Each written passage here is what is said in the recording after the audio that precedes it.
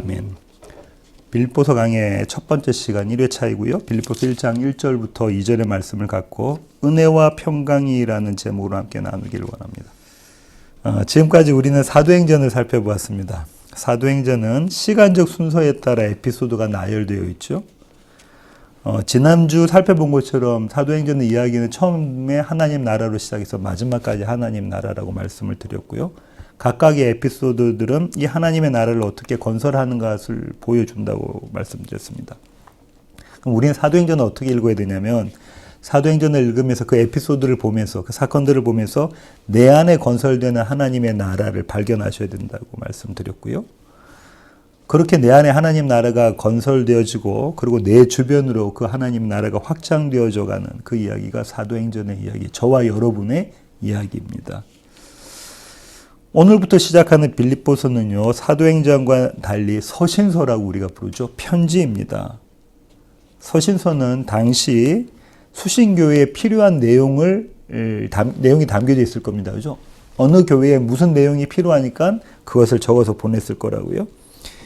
대체로 신학적인 내용과 그 적용에 관한 이야기가 서신서에 담겨 있습니다. 신학이 담겨져 있고요. 적용이 담겨져 있는데요. 그래서 복음서하고 사도행전은 이야기 형식으로 돼 있잖아요. 에피소드들로.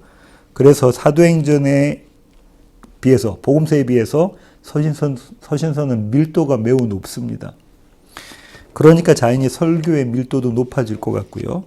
좋게 말하면 깊이 있다가 되고요. 달리 말하면 설교가 어려울 수 있다가 됩니다. 이렇게 미리 으름장을 놓는 거든요. 지금까지 하셨던 것처럼 더욱 집중해서 말씀을 들어달라는 요청입니다. 한 말씀이라도 더 나누기를 바라는 마음을 갖고 빌립보서를 시작합니다. 빌립보서의 세팅이 어떻게 되어 있냐면 이렇습니다. 먼저 도시 빌립보가 나오잖아요.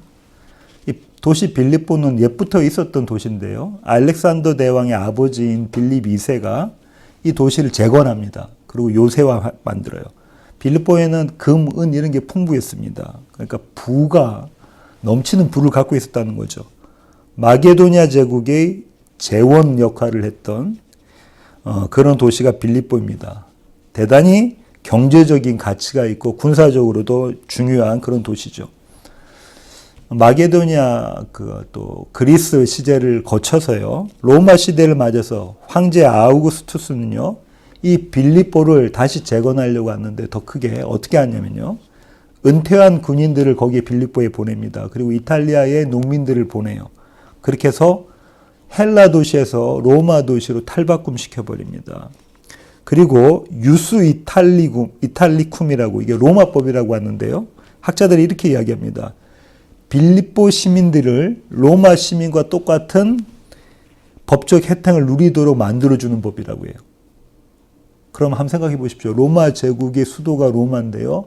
그 로마에 사는 모든 사람들과 똑같은 법적인 혜택을 누리는 그 도시의 시민이 빌립보라는 거예요. 빌립보 시민이라는 거예요. 대단한 혜택이죠. 그러니까 빌립보 시민들은요, 로마에 대해서 대단히 충성하게끔 되어져 있고요. 또 각별한 사랑을 갖고 있었죠. 그런데 바울은 이 빌립보에서 누구를 전하냐면 예수를 전합니다. 그러니까는 이 바울이 전하는 예수는요, 빌립보 시민들이 로마에 보이는 충성에 위협을 가할 수 있습니다. 그죠? 네. 왜냐하면 예수를 로드라고 부르고 있거든요. 주인이라고. 로마의 황제만 주인인데 빌립보 시민들한테는. 대단히 위험한 메시지였죠. 그래서 바울이 힘들어했었죠. 어려움을 당했습니다. 여기 도시 빌립보에 대한 소개고요. 빌립보 교회의 개척 상황은 이렇습니다. 바울이 개척한 교회들이 있는데요. 먼저 소아시아죠. 에서 교회를 개척하죠. 그 소아시아가 지금의 어디죠? 오늘 우리가 먹으려고 하는 터키. 예. 갑자기 생각했네요. 터키를 넘어가면 거기에 이제 이스탄불이 있죠. 예전에는 그 이스탄불 이전에는 콘스탄티노플이라고 불렀고요. 비잔티움이라고 부르는 그 도시를 넘어가면은 그때부터 이제 마게도니아가 시작되는데 거기서부터 유럽입니다. 그 첫 관문이 어디냐면 빌립보라는 도시였던 거예요. 바울이 2차 선교 여행 중에 이 빌립보 교회가 개척됐는데요. 사도행전 16장으로 가시겠습니다. 사도행전 16장 9절부터 15절의 말씀 함께 읽으시겠습니다. 밤에 환상이 바울에게 보이니 마게도냐 사람 하나가 서서 그에게 청하여 이르되 마게도냐로 건너와서 우리를 도우라 하거늘 바울이 그 환상을 보았을 때 우리가 곧 마게도냐로 떠나기를 힘쓰니 이는 하나님이 저 사람들에게 복음을 전하라고 우리를 부르신 줄로 인정함이로라. 우리가 드로아에서 배로 떠나 사모드라게로 직행하여 이튿날 네아폴리로 가고 거기서 빌립보에 이르니 이는 마게도냐 지방의 첫 성이요 또 로마의 식민지라. 이 성에서 수일을 유하다가 안식일에 우리가 기도할 곳이 있을까 하여 문밖 강가에 나가 거기에 앉아서 모인 여자들에게 말하는데 두아디라 시에 있는 자색 옷감 장사로서 하나님을 섬기는 루디아라는 한 여자가 말을 듣고 있을 때 주께서 그 마음을 열어 바울의 말을 따르게 하신지라. 그와 그 집이 다 침례를 받고 우리에게 청하여 이르되 만일 나를 주 믿는 자로 알거든 내 집에 들어와 유하라 하고 강권하여 머물게 하니라. 바울이 빌립보에 갑니다. 환상을 보죠. 그리고 빌립보를 가요. 마게도냐 지역의 첫성 빌립보로 갔는데요. 거기에는 회당이 없었던 것 같아요. 그러니까 유대인 남자 10명이 없었다는 거죠. 거기서 루디아라는 자색 장사를 하는, 그러니까 지금 같은 비즈니스 우먼입니다. 를 만나게 되죠. 당시 자색 옷은요, 그 군대의 간부들, 장교들 이상이 입을 수 있고요. 대단히 비싼 겁니다. 그 장사를 하는 거니까요. 대단히 경제적으로 이제 성공한 그런 여자였죠. 근데 그 여자가 예수를 믿게 됩니다. 그리고 자기 집을 오픈해요. 빌립보 교회는 그렇게 시작합니다. 하우스 처치로 그렇게 시작하죠. 그 다음에 또 어떤 사건이 있냐면요. 16절부터 18절의 말씀 보시면 이런 사건이 있습니다. 함께 읽으시겠습니다. 우리가 기도하는 곳에 가다가 점치는 귀신 들린 여종 하나를 만나니 점으로 그 주인들에게 큰 이익을 주는 자라. 그가 바울과 우리를 따라와 소리질러 이르되 이 사람들은 지극히 높은 하나님의 종으로서 구원의 길을 너에게 전하는 자라 하며 이같이 여러 날을 하는지라. 바울이 심히 괴로워하여 돌이켜 그 귀신에게 이르되 예수 그리스도의 이름으로 내가 네게 명하노니 그에게서 나오라 하니 귀신이 즉시 나오니라. 귀신 들려가지고 점치는 사람이 바울을 따라다니면서 오히려 뭐라고 말하냐면 바울과 바울 일행을 하나님의 말씀 전하는 사람이라고 이야기하고 있어요. 그러니까 바울이 어떻게 되죠? 귀찮아서 그 귀신을 쫓아내버립니다. 어쩌면 이 귀신 들렸던 여자가 귀신이 쫓겨나고 난 다음에 이 여자도 어쩌면 이 빌립보 교회 성도가 되었을지도 몰라요. 성경은 그렇게 이야기하고 있지는 않지만요. 그렇게 추정해 볼 수 있죠. 27절부터 34절의 말씀 함께 읽으시겠습니다.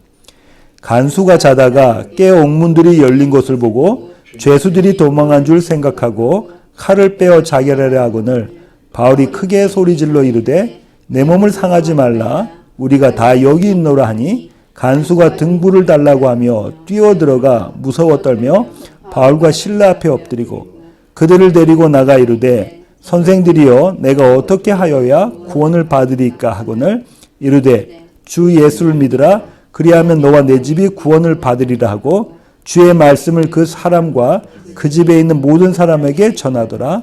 그 밤 그 시각에 간수가 그들을 데려다가 그 맞은 자리를 씻어주고 자기와 그 온 가족이 다 침례를 받은 후 그들을 데리고 자기 집에 올라가서 음식을 차려주고 그와 온 집안이 하나님을 믿음으로 크게 기뻐하니라. 아까 그 여종 사건 때문에 여종의 주인이 어떤 사람이면 점치는 사업을 하는 사람이었어요. 근데 이제 자기가 돈을 벌 수 있는 기회를 잃어버렸잖아요. 그 여종이 귀신이 쫓겨나갔으니까요. 그래서 고발해서 바울 일행이 감옥에 갇힙니다. 바울과 실라가. 그런데 하나님께서 그 감옥 문을 열게 하시죠. 이제 간수는 죄수가 도망간 줄 알고 이제 자결하라고 합니다. 그때에 바울과 실라가 그에게 나타나죠. 그 앞에. 도망갔을 줄 아는 사람이 거기 있는 거예요. 대단히 비상식적인 사건이죠. 그 사건 때문에 이 간수가 예수를 믿게 되고 간수의 온 집안도 예수를 믿게 됩니다. 이런 이야기들이 있었던, 이런 에피소드들이 있었던 그 교회가 빌립보 교회예요. 바울이 2차 선교 여행 때 이 교회가 개척됐고요. 3차 선교 여행 때 2번이나 더 바울은 이 빌립보 교회를 방문합니다. 그리고 지금 우리가 나누고 있는 이 로마에서의 2년간의 투옥 생활을 마치고 다시 빌립보 교회를 방문하게 돼요. 바울에게 빌립보 교회는 어떤 교회냐면요. 바울이 개척한 교회입니다. 지금 저와 여러분은 시애틀 예수왕교회라는 개척교회에 함께 섬기고 있죠. 도대체 어떤 마음이었을까요? 개척한 교회라는 마음. 그 마음이 느껴지시죠? 얼마나 사랑한 교회였을까요? 그리고요, 이 빌립보 교회는요, 바울을 물심양면으로 도왔던 교회입니다. 빌립보서 4장 16절 말씀 함께 읽으시겠습니다. 데살로니가 있을 때에도 너희가 한 번뿐 아니라 2번이나 나 있을 것을 보니었도다. 바울이 재정적 후원을 했다는 거예요. 데살로니가 교회에 있을 때요. 고린도 후서 11장 9절 보실까요? 고린도 후서 11장 9절. 함께 읽으시겠습니다. 또 내가 너희와 함께 있을 때에 비용이 부족하였을 때 아무에게도 누를 끼치지 아니하였음은 마게도냐에서 온 형제들이 나의 부족한 것을 보충하였음이라. 내가 모든 일에 너희에게 폐를 끼치지 않기 위하여 스스로 조심하였고 또 조심하리라. 바울이 지금 고린도 교회 보고 뭐라고 말합니까? 난 너희 교회에서 너희로부터 어떤 재정적 후원을 받지 않았다라고 하죠. 그러면서 뭐라고 하냐면 마게도냐에 있는 성도들이 가지고 왔다. 아마도 빌립보 교회와 그 주변에 있는 교회, 빌립보 교회가 여기 참여했을 것이라고 신학자들은 이야기합니다. 그럼 지금 우리가 아는 것만 해도 3번에 걸쳐서죠. 빌립보서 4장 18절 보실까요? 함께 읽으시겠습니다. 내게는 모든 것이 있고 또 풍부한지라 에바브로디도 편에 너희가 준 것을 받음으로 내가 풍족하니 이는 받으실 만한 향기로운 제물이요 하나님을 기쁘시게 한 것이라. 어떤 상황이냐면요. 지금 우리가 사도행전 마지막에 바울이 로마에 가서 자택 감금을 당하잖아요. 그때에 쓸 비용을 다시 이 빌립보 교회가 보내줍니다. 물심양면으로 바울의 사역을 도왔던 그런 교회였고요. 바울이 개척한 교회였습니다. 그러니까 바울이 일방적으로 빌립보 교회를 사랑한 것이 아니라 쌍방이 서로 그렇게 사랑했던 교회였던 거죠. 이 교회, 빌립보 교회에 바울이 편지한 것이 빌립보서입니다. 1장 1절부터 2절까지는요. 오늘 본문은 빌립보 교회에 보낸 편지의 인사말이에요. 이 두 구절은요. 신학자들은 이렇게 얘기합니다. 그레코 로만, 그리스와 로마 시대의 전형적인 편지의 인사말이라는 거예요. 근데 거기에 무엇이 담겨 있냐면 기독교적인 인사말이 담겨져 있다는 거예요. 오늘 보면 1절 다시 한번 읽으시겠습니다. 그리스도 예수의 종 바울과 디모데는 그리스도 예수 안에서 빌립보에 사는 모든 성도와 또한 감독들과 집사들에게 편지하노니. 발신자가 누구죠? 바울과 디모데. 디모데를 공동 발신자로 언급한 이유는요. 디모데가 이 빌립보 교회의 사역에 많이 참여를 했기 때문에 그렇습니다. 빌립보 교회에서도 디모데를 잘 알고 있어요. 빌립보 교회는 바울을 따랐던 것처럼 디모데를 따랐던 것 같아요. 그리고요, 바울은 여기서 사도라고 자기를 소개하고 있지 않습니다. 많은 서신서에서는 사도라고 소개하잖아요. 고린도 전후서, 갈라디아서, 로마서 다 사도라고 소개하는데요. 여기서는 사도라고 소개하지 않아요. 왜 그러냐면요.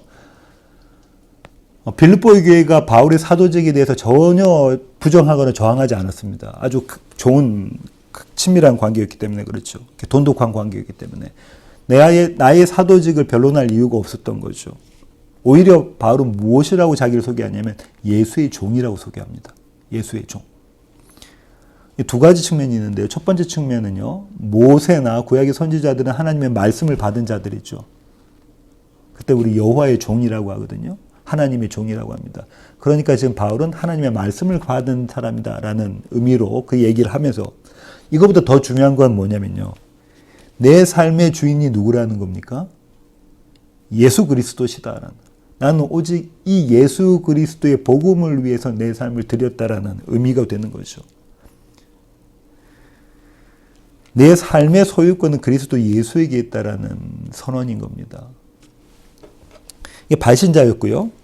수신자는 누구라고 되어 있나요? 빌립보에 사는 모든 성도와 감독들과 집사들. 성도는요, 한자어로 성도가 뭐죠? 거룩한 무리입니다. 그죠? 거룩한 무리. 성도, 거룩한 무리, 거룩한 백성이 처음 나온 것이 출애굽기 19장 5절부터 6절인데요.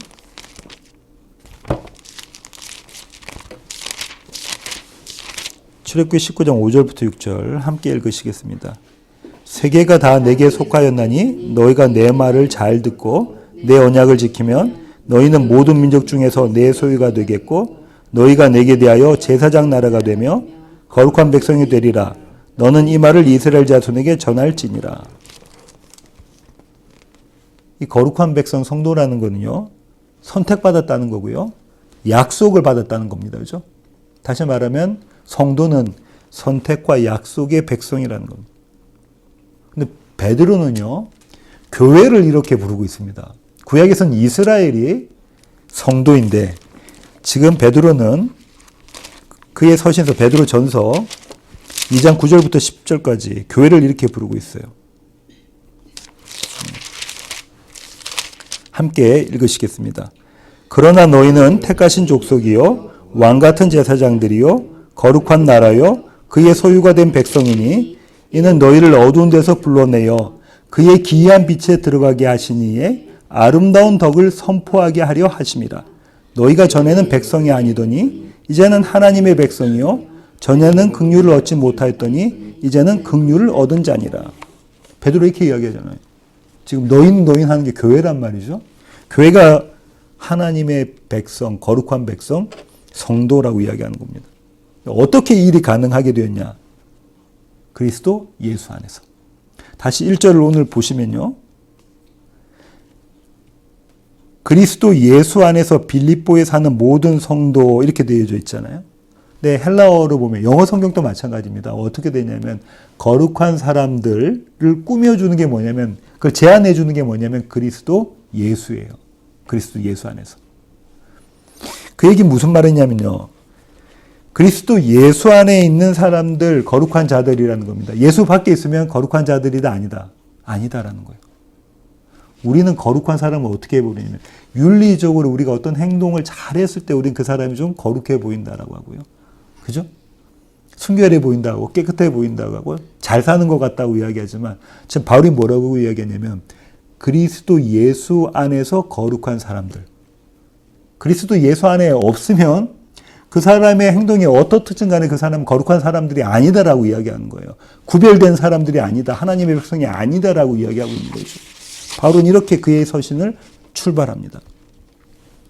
그리고 여기에는 감독들과 집사들이 별도로 언급되어져 있는데요. 신학자들은 이렇게 봅니다. 이 빌립보 교회가 교회 안에 지도자들끼리 약간의 다툼이 있었다. 바울은 그것을 교정할 필요가 있었다라고 생각을 하고요. 또 앞서 살펴본 것처럼 바울에게 옥중에 있는 바울에게 지금 쓸 돈을 헌금을 보냈어요. 거기에 대한 감사로 표시로 그들을 언급했다라고 봅니다. 여기까지 1절이고요. 2절 오늘 저와 여러분이 나눌 것에서 주요한 대목이 여기 있는데요. 2절을 함께 읽으시겠습니다. 하나님 우리 아버지와 주 예수 그리스도로부터 은혜와 평강이 너희에게 있을지어다. 은혜와 평강이 너희에게 있을지어다. 오늘 설교 제목이 은혜와 평강인데요. 바울은 그의 편지에 단 한 번도 빠짐없이 이 축원을 합니다. 뭐라고요? 은혜와 평강이 너희에게 있을지어다. 단 한 번도 빠짐이 없이 해요. 모든 그의 편지에는 이 얘기가 들어가요. 이 축원이. 이게 기독교식으로 단순한 인사말인가? 영어로는 hi, hello. 우리나라 말로는 어떻게 하죠? 어떻게 지내세요? 안녕? 그간 별거 없었습니까? 정도의 인사말인가? 바울이 이 정도의 인사말을 하려고 은혜와 평강이라는 이 얘기를 그것이 너에게 있을지어다라는 이 축원을 모든 그의 편지에 썼을까요? 평강, 평안, 평화, 화평 우리 그 한글 성경에 이렇게 번역되고 있거든요. 히브리어로는 유명한 샬롬이 이 단어입니다. 영어로는 우리 피스라고 이야기하죠. 헬라어는요, 에이레네입니다. 이게 어떤 뜻 갖고 있냐면 이런 뜻 갖고 있습니다. 인사말로 쓰여져요. 안녕, 안녕하세요로 쓰여지고요. 또 어떻게 쓰이냐면 좀 심리학적인 입장에서 보면 이렇습니다. 심리적인 입장에서 보면 마음의 평안, 이게 A래네요.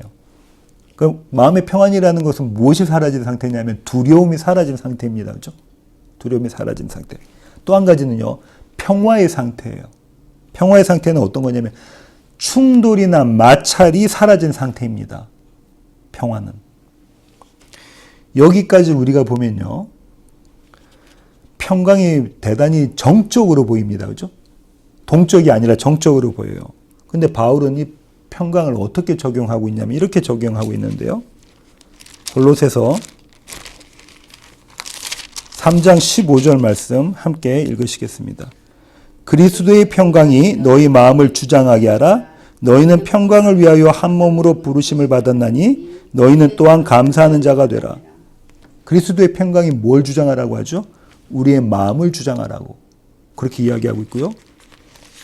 오늘 본문인 빌립보서 4장 17절의 말씀, 4장 7절의 말씀 함께 읽으시겠습니다. 그리하면 모든 지각에 뛰어난 하나님의 평강이 그리스도 예수 안에서 너희 마음과 생각을 지키시리라. 이번에는 하나님의 평강이 그리스도 예수 안에서 무엇 지킨다고요? 마음과 생각을 지킨다. 이 두 구절을 보면요. 평강이 우리의 마음과 생각을 지킨다라고 이야기하고 있습니다. 그렇죠? 우리는 어떻게 생각하냐면요. 지켜진 마음과 생각으로 평강을 유지한다고 생각해요. 그러지 않습니까? 내가 마음을 다잡고, 그죠? 마치 마인드 컨트롤처럼 이렇게 해서 무엇 한다고요? 평강이 유지된다고 생각합니다. 우리의 생각과 마음을 지키는 것으로. 근데 바울은 거꾸로 이야기하고 있어요. 어떻게 해요? 평강이 우리의 마음과 생각을 지키게 하라라고 이야기하고 있다고요. 반대로 이야기하고 있습니다. 신약자들은 이렇게 이야기합니다. 평강은 은혜의 결과물이라고요. 다시 말하면 은혜가 평강의 원인이 된다고 그래요. 대단히 중요한 명제입니다. 저와 여러분이 누리는 성경적인 평강의 원인이 무엇이라고요? 은혜라는 거예요. 은혜에 대해서 살펴보면 이렇습니다. 은혜 헬라어가요. 카리스인데요. 공로나 자격이 없이 받았다는 게 은혜예요. 조금 더 깊게 들어가 보면요. 이렇습니다. 받을 이유가 우리에게 없다는 거예요. 공로나 자격이 없다. 또한 더불어서 무엇이 없다? 우리는 그 은혜에 대한 지불 능력이 없다는 거예요. 우리의 능력으로 살 수 없다는 거예요. 그렇게 해서 받아진 것이 뭐라고요? 은혜입니다. 그런데 성경은요, 이 은혜를 이렇게 설명합니다. 에베소서 1장 6절부터 7절의 말씀 함께 읽으시겠습니다. 이는 그가 사랑하시는 자 안에서 우리에게 거저 주시는 바 그의 은혜의 영광을 찬송하게 하려는 것이라. 우리는 그리스도 안에서 그의 은혜의 풍성함을 따라 그의 피로 말미암아 속량 곧 죄사함을 받았느니라. 거저 주시는 바, 은혜라고 했죠? 거저 주는 것. 은혜의 영광을, 은혜의 풍성함을 따라 그의 피로 무엇 받았다고요? 속량 받아서 곧 죄사함을 받았다는 거예요. 은혜는 늘 그리스도 예수께서 이루신 일과 함께 등장합니다. 성경에 말하는 은혜는 예수 그리스도의 사역, 그분이 성취하신 일과 함께 등장을 하는데요. 그러니까 저와 여러분에게 베풀어진 은혜가 무엇이라는 겁니까? 예수 그리스도의 속죄로 인한 우리의 죄사함이라는 거예요. 바울은 골로새서에서 이를 재차 확인하는데요. 확인하면서 어떤 단어를 쓰냐면 평강이라는 단어를 써요. 골로새서 1장 20절입니다. 골로새서 1장 20절. 함께 읽으시겠습니다. 그의 십자가의 피로 화평을 이루사 만물 곧 땅에 있는 것들이나 하늘에 있는 것들이 그로 말미암아 자기와 화목하게 되기를 기뻐하심이라. 그의 십자가로 뭘 이루셨다? 화평. 이게 에이레네요. 평강. 그 십자가로 그것을 이루셨다라고 이해하죠. 정리해보면 이렇습니다. 우리에게 베풀어진 은혜가 뭐냐면 예수 그리스도의 십자가 속죄로 인해서 그 속죄를 통해서 우리는 하나님과 평강을 누리게 됐다는 거예요. 우리는 하나님과 뭐 한다고요? 평화하다라는 거예요. 평강을 누리게 됐다. 그렇다면 우리는 여기서 이런 질문을 갖게 될 수가 있는데요. 우리가 왜 하나님과 화평해야 되느냐, 평화 누려야 되느냐라는 겁니다. 이에 대해서 바울은 이어지는 구절에서 같은 골로새서 1장 21절에서 이렇게 이야기합니다. 1장 21절 함께 읽으시겠습니다. 전에 악한 행실로 멀리 떠나 마음으로 원수가 되었던 너희를, 우리가 어떻게 됐다고요? 마음으로 원수가 되었다 그래요. 우리 악한 행실로 마음으로 원수가 되었다. 누구와? 하나님과 마음으로 원수가 되었다는 거죠. 바울은 에베소서에서 이 상태를 잘 설명하고 있는데요. 에베소서 2장 3절의 말씀 함께 읽으시겠습니다. 전에는 우리도 다 그 가운데서 우리 육체의 욕심을 따라 지내며 육체와 마음에 원하는 것을 하여 다른 이들과 같이 본질상 진노의 자녀이었더니, 하나님과 원수된 상태를 바울이 지금 에베소 교회에는 어떻게 말하고 있냐면요. 내 원대로 하려고 했던 거라는 거예요. 그죠? 어떻게 해요?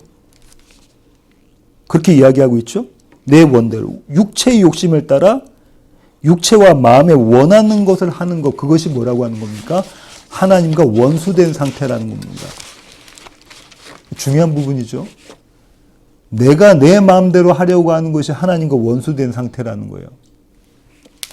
그리고 이 하나님과 원수된 상태에 그런 사람들의 결말이 무엇이라고 하죠? 진노. 그죠? 진노. 다시 말하면 사망입니다. 하나님의 진노는 곧 사망이니까요. 무시무시한 얘기입니다. 내 원대로 하면서 사는 것, 그것이 하나님과 원수된 상태고 그 상태의 결과는 하나님의 진노, 사망이라는 거예요. 다시 골로새서로 돌아가겠습니다. 바울은 이어지는 구절에서 화목, 평강의 목적을 언급하는데요. 골로새서 1장 22절의 말씀 함께 읽으시겠습니다. 이제는 그의 육체의 죽음으로 말미암아 화목하게 하사 너희를 거룩하고 흠없고 책망할 것이 없는 자로 그 앞에 세우고자 하셨으니,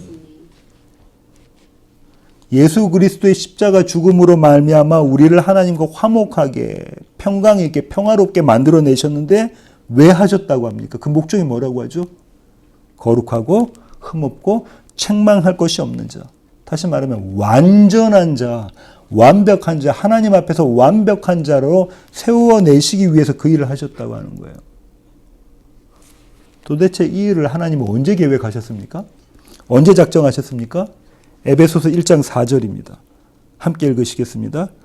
곧 창세전에 그리스도 안에서 우리를 택하사 우리로 사랑 안에서 그 앞에 거룩하고 흠이 없게 하시려. 언제 하셨다고요? 창세전에. 그럼 이 세상 모든 것이 만들어지기도 전에, 저와 여러분이 아직 만들어지기도 전에, 생산되기도 전에 하나님 뭐 하셨다고요? 예수 그리스도로 우리를 화목하게 만들어내셔서 그 앞에서 완전한 인간으로 세우신다는 거예요. 거룩하고 힘이 없는 인간으로 세우신다. 그걸 계획하셨다. 작정하셨다. 그 일을 위해 이 세상 천지 만물을 창조하셨고 예수 그리스도를 우리에게 보내주셨다는 겁니다.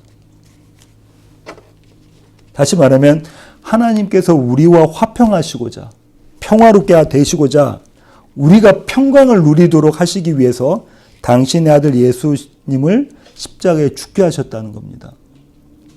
언제요? 창세전에. 우리가 아직 만들어지기도 전에. 여기까지 이해가 되시죠? 예. 우리가 예수를 믿는 순간 그리스도 예수의 피로 우리는 하나님과 화평되었습니다. 아멘이십니까? 우리가 예수를 믿는 순간 그리스도 예수의 속죄의 피로 우리는 하나님과, 우리가 원수되었던 하나님과 화평되어졌다고요. 믿으세요? 아멘. 그런데요, 이미 성취된 이 화평이 오늘 내가 누리는 화평과는 어떤 연관이 있습니까? 이미 성취된 거라면서요. 우리가 예수님 믿는 순간 그때 이미 화목되었다면서요. 그런데 바울은 지금 뭐라고 말하냐면 너희의 하나님의 평강이, 그리스도 예수의 평강이 너희의 마음과 생각을 지키도록, 주장하도록 하라. 그럼 오늘의 평강이잖아요. 오늘의 평강 아닙니까? 이미 성취된 평강이라고 하셨는데 오늘의 평강을 바울이 지금 그걸 위해서 너희가 힘써라 하는 거예요. 앞서 살펴본 평강의 내용 중에, 의미 중에 어떤 게 있냐면 이런 게 있었죠. 충돌과 마찰이 사라진 상태. 그게 뭐라고요? 평강이라는 겁니다. 이렇게 한번 생각해 볼게요. 한 나라에 두 왕이 있습니다. 한 나라에 두 왕이 있어요. 그렇게 되면 그 나라는 날마다 내전을 하게 되어 있습니다. 전쟁을. 한 나라에 두 왕이 있으니까. 그러면 그 나라의 평화가 임하는 방식은 뭐죠?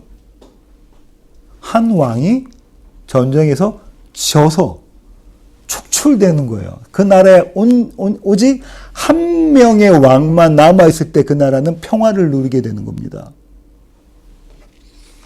그러니까 평강은요, 나라는 나라에 오직 한 분, 하나님이, 예수 그리스도가 왕이 되시는 상태가 평강인 거예요.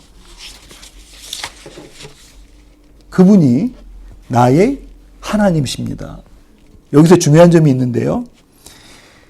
이 평강이 나에게 작동되는 원리가 뭐냐면 믿음이라는 거예요. 평강이 나에게 작동되려면 믿음이 있어야 된다는 겁니다. 바울은 그 사실을 이렇게 밝힙니다. 로마서 5장 1절 가보실까요?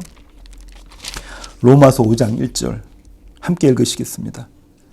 그러므로 우리가 믿음으로 의롭다 하심을 받았으니 우리 주 예수 그리스도로 말미암아 하나님과 화평을 누리자. 하나님과 우리가 화평을 누리자.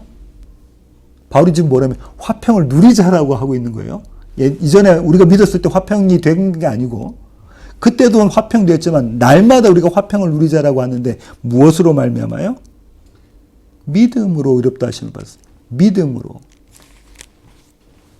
믿음으로 의롭다 하심을 받고 우리가 하나님과 화평을 누리자라는 거예요. 지난주 식사 교제 시간에 우리가 변형진님 네 분과 믿음에 대해서 나눴습니다. 그죠? 변형진님께 제가 이렇게 여쭤봤거든요. 저를, 이 백필식 목사를 믿으십니까? 감사하게도 변형진님께서 예, 목사님 믿습니다. 이렇게 대답하셨죠. 제가 다시 이렇게 여쭤봤습니다. 변형진님의 믿음이, 그 믿음의 원인이 제게 있습니까? 아니면 형제님께 있습니까? 역시 변형제님이 정답을 말씀하셨죠. 목사님께 그 원인이 있죠. 여기 중요한 측면이 담겨져 있습니다. 믿음의 원인은 어디 있다고요? 그 믿음의 대상에게 있다는 거예요. 제가 믿을만 하니까 변형제님이 믿으신다는 거예요. 대상이 시원찮으면 우리는 믿지 않습니다. 그 대상이 시원찮으면 우리가 믿지 않는다. 믿으려고 해도 믿어지지 않는다니까요. 우리는 믿을 만한 대상을 믿는 거예요. 믿지 못할 대상 아예 믿지 못합니다. 그렇다면 이렇게 생각해 볼게요. 변형님이 저를 믿으신다고 했는데 어떻게 믿으시게 되는 거예요? 믿음은 저한테 달려있다는데 어떻게 믿으시는 거죠?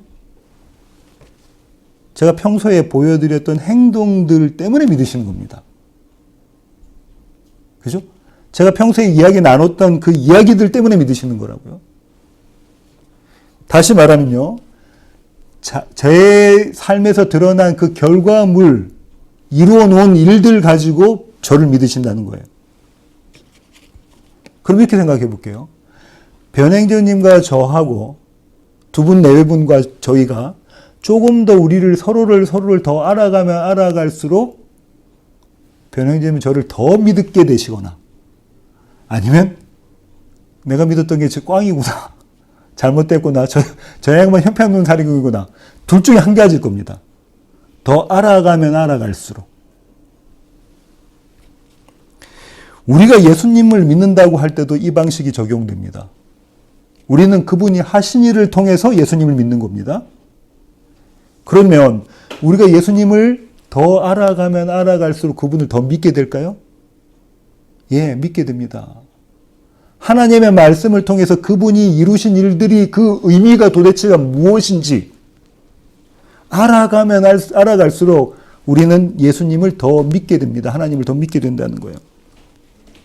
우리의 성경의 이해가 더 깊어져 갈수록 우리는 그리스도 예수와 아버지 하나님을 믿게 됩니다. 이것이 믿음의 한 측면이에요. 믿음의 대상이 내 믿음의 원인이 된다는 거예요.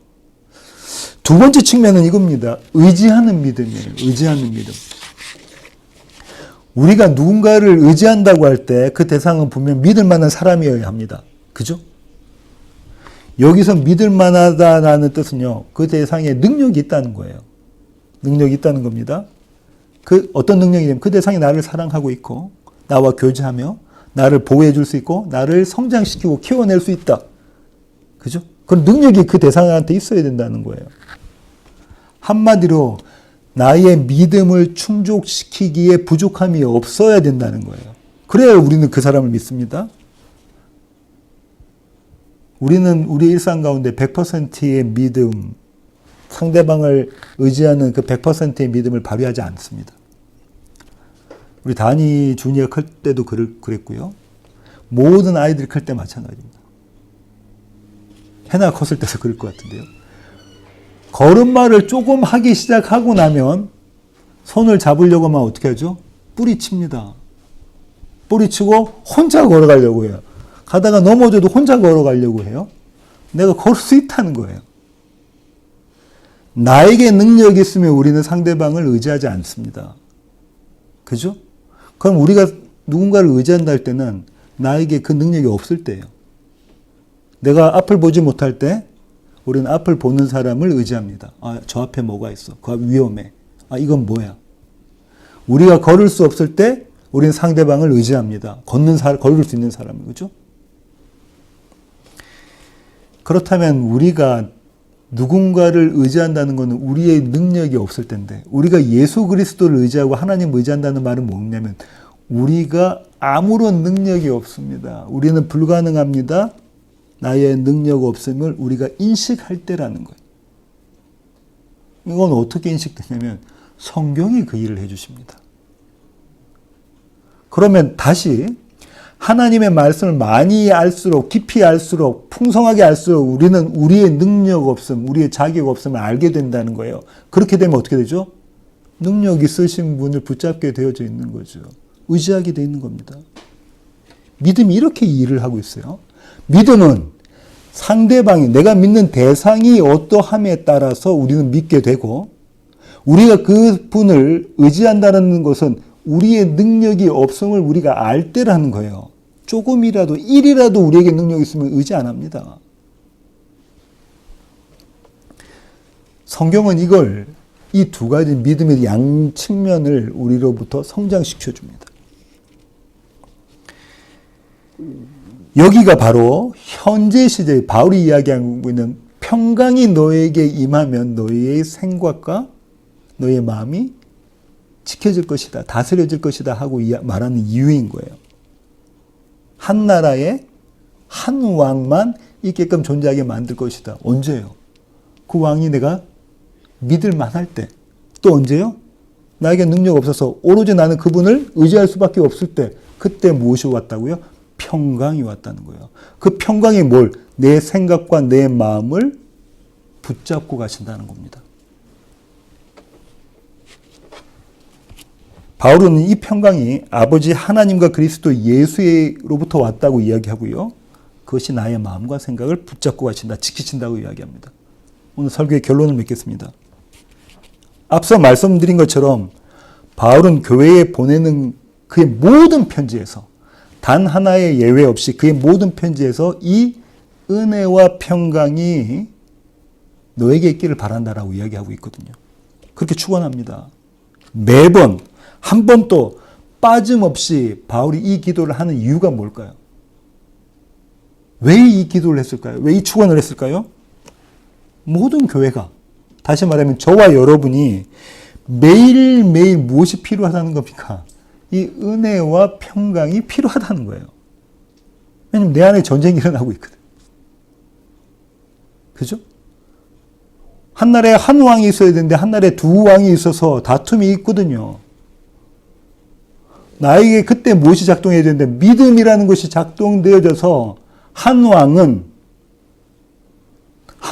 사라지고 나머지 한 왕이 다스리게끔 되어줘야 되거든요.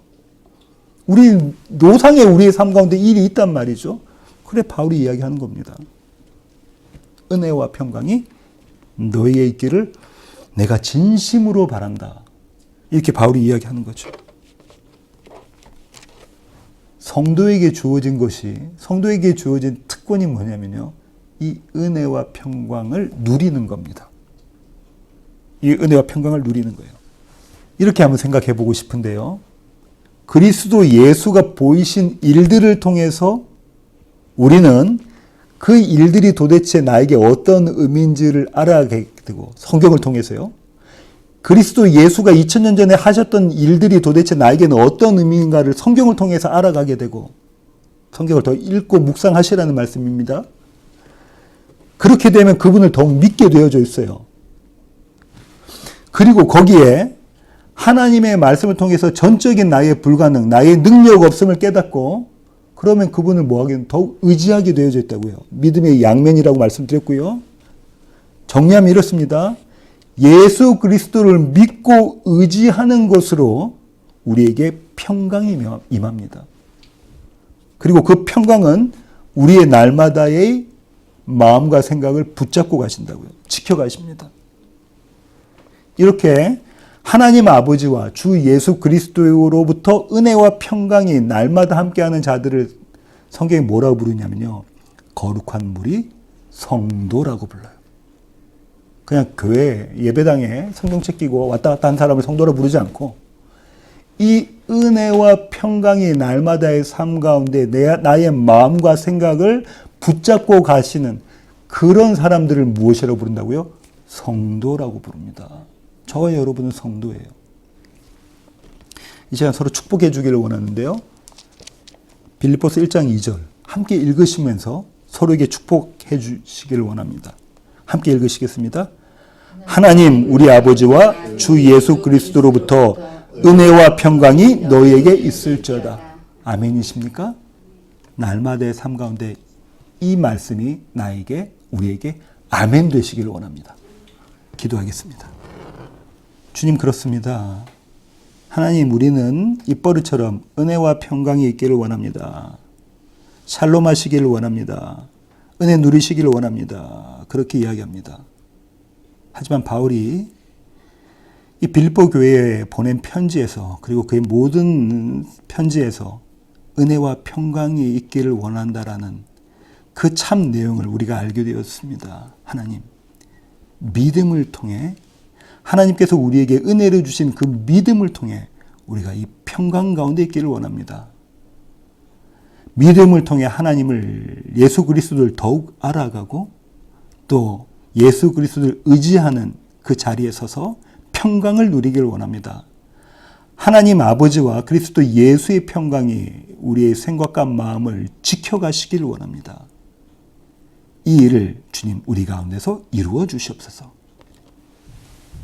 이제는 우리 주 예수 그리스도의 놀라우신 구원의 은혜와 하늘 아버지의 크고 극진하신 사랑과 우리 안에 내주하셔서 하나님의 평강, 아들의 평강을 누리게 만들어 가시는 성령님의 충만하심이 이제 주님 앞에 머리 숙인 시애틀 예수한교회 모든 교회 가족 머리 위에 이제로부터 영원토록 함께 하시기를 예수 그리스도의 귀하신 이름으로 간절히 축원하옵나이다. 아멘.